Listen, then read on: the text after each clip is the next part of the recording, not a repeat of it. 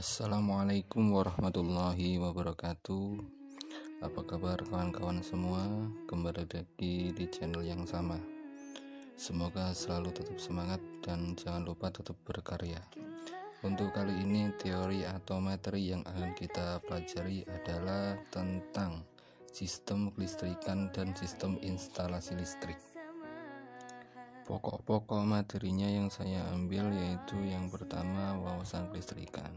Di sini kita membahas tentang pengertian listrik dan jenis-jenis dan manfaat listrik. Untuk pokok yang kedua adalah instalasi listrik rumah tangga. Kita akan mempelajari tentang komponen kelistrikan dan pembuatan produksi listrik. Oke, yang kita bahas pertama yaitu wawasan kelistrikan. Kelistrikan adalah benda yang muncul dari adanya muatan listrik. Di sini ada dua jenis muatan listrik, yaitu positif atau bisa disebut proton dan negatif yang bisa disebut dengan elektron.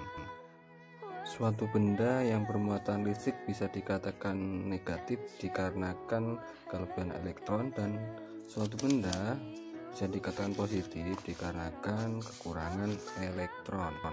Di sini secara alami muatan listrik positif selalu mengalir dari titik berpotensi tinggi ke titik berpotensi rendah. Kemudian selanjutnya adalah pengertian dari arus listrik. Arus listrik adalah mengalirnya elektron secara kontinu pada konduktor akibat perbedaan jumlah elektron pada beberapa lokasi yang juga jumlah elektronnya tidak sama. Satuan arus listrik dalam standar internasional adalah ampere. Sedangkan arus listrik dibagi menjadi dua jenis. Yang pertama adalah listrik arus searah atau biasa kita sebut DC.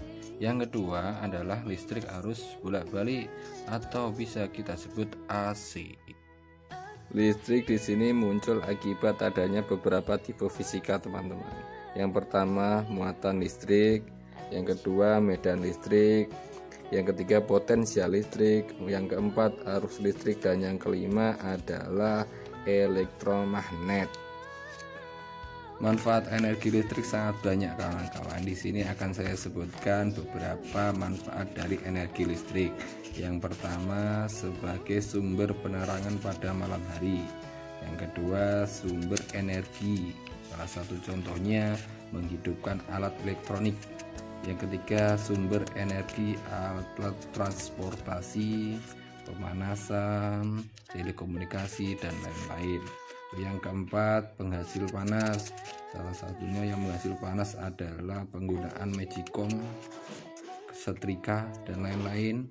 Yang kelima penghasil gerak. Salah satu contohnya adalah konsep kerja kipas angin. Yang keenam adalah membantu aktivitas dan lain sebagainya. Selanjutnya yang kita bahas adalah tentang pembangkit listrik.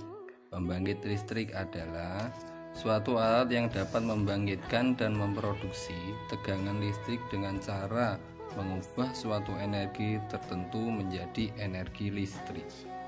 Oke kawan-kawan, di sini saya akan memberikan beberapa contoh pembangkit listrik. Yang pertama adalah PLTA atau bisa kita sebut pembangkit listrik tenaga air.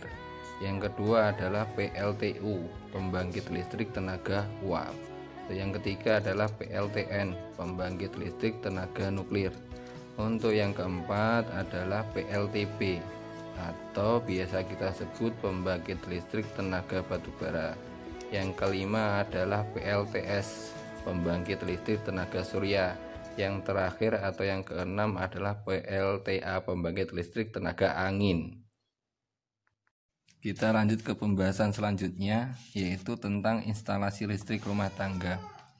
Instalasi listrik rumah tangga adalah suatu rangkaian yang menghasilkan sebuah aliran listrik. Bisa berupa sebuah lampu atau sebuah sumber listrik yang terdiri dari sebuah saklar stop kontak lampu secara sederhana. Berikut adalah komponen instalasi listrik.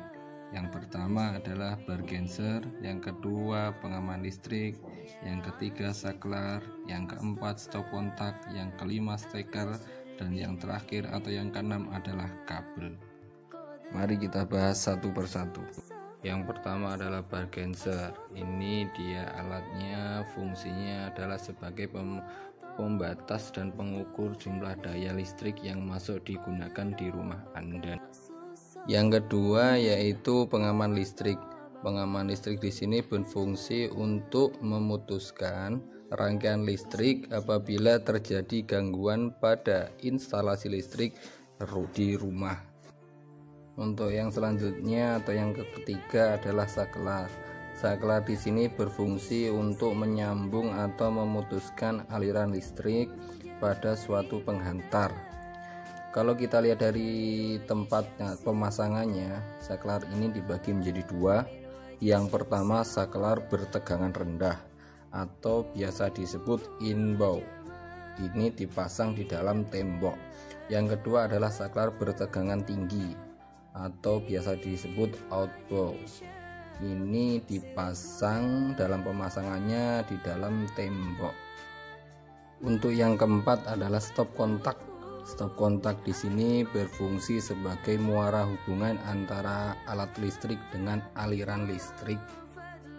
Untuk yang kelima adalah steker atau biasa kita sebut colokan listrik. Colokan listrik di sini berfungsi untuk menghubungkan alat listrik dengan aliran listrik. Komponen listrik yang terakhir atau yang keenam adalah kabel. Kabel di sini berfungsi mengantarkan energi listrik ke sumber-sumber beban listrik atau alat listrik. Ada beberapa jenis kabel dalam instalasi listrik. Mari kita bahas selanjutnya satu persatu. Untuk yang pertama adalah kabel NYA. Ini berisi satu kabel. Biasanya digunakan untuk pemasangan instalasi listrik di rumah tinggal.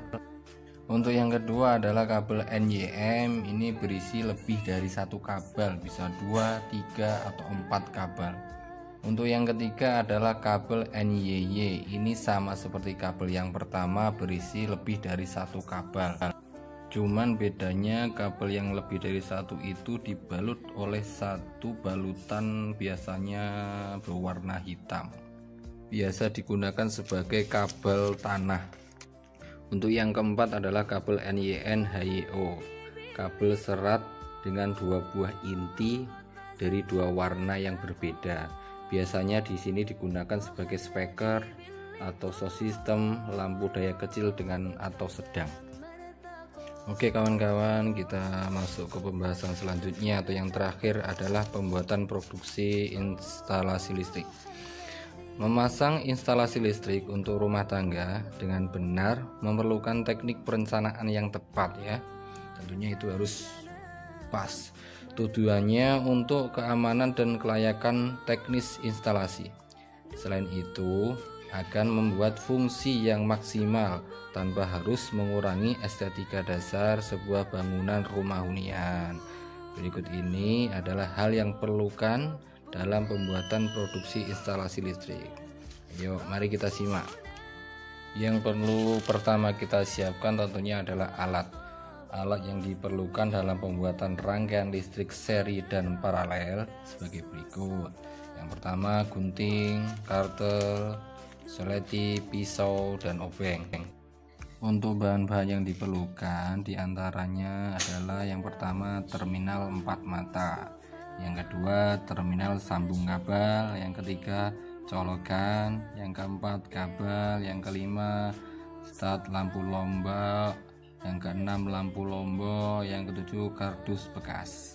Untuk pengerjaannya tentunya masih harus disesuaikan dengan keadaan atau pengerjaan pada tempat tertentu.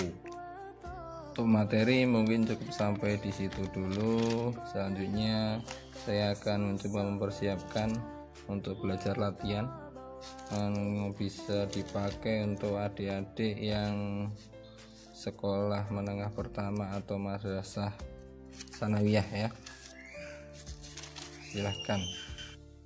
Terima kasih, jangan lupa terus ikuti video-video selanjutnya. Assalamualaikum warahmatullahi wabarakatuh.